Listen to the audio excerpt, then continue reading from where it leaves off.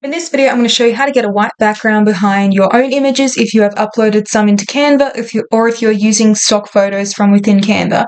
So this is really helpful for your Etsy shop images, or if you're making a product catalog, or if you want to make a collage for a Pinterest pin, with plenty of different ways that you can use it.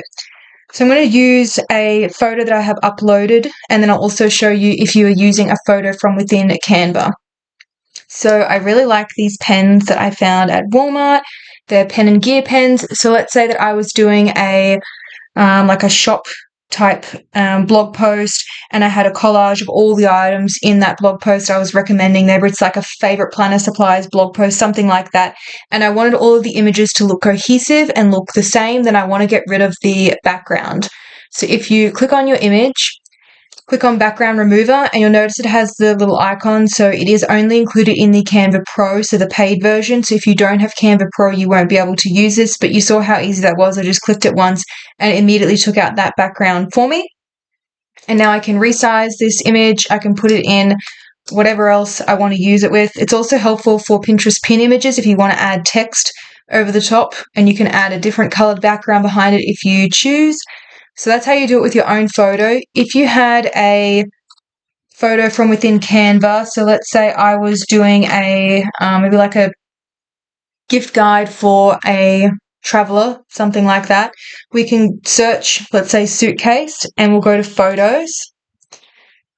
And the reason I recommend doing it with photo, like, I know it gives you the graphics, but I don't like how artificial that looks. So if people are shopping for something, they want to see the real image. That's why I do photos, and why I'll take the background out if I'm going to do a collage. So it will work for any of these, even if you have a colored background, even if the image has a colored background. If you click BG remover, you can see it still takes it off anyway. But I don't like this one because it kind of loses its detail, like it doesn't show the wheels of the suitcase. So I usually experiment with a few until I find one that I like.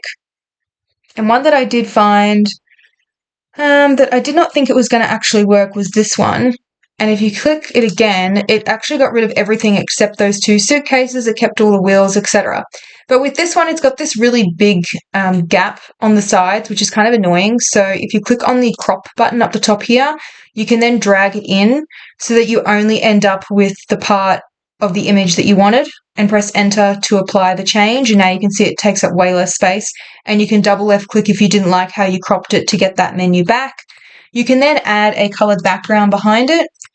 So let's choose a contrasting color. Let's just go with a light shade of gray, and you can move that behind by clicking position to back, and then you can group those two together. So then if you've removed all your background from the images that you're using, and you're using then a consistent colored background, it will then make it look quite cohesive. So an example of that is my Pinterest pin template. So I made this one here, and you can see I didn't use the same color background for all of them, but I did use a mix of photos where I didn't take the background out and some where I did, and then I added my own. So I still made it look cohesive that way. So if you do find an image and it doesn't work with the background remover, which I do think it's quite accurate, but if it doesn't, you can still use some other images mixed in with it, and it will still look good in your photo collage.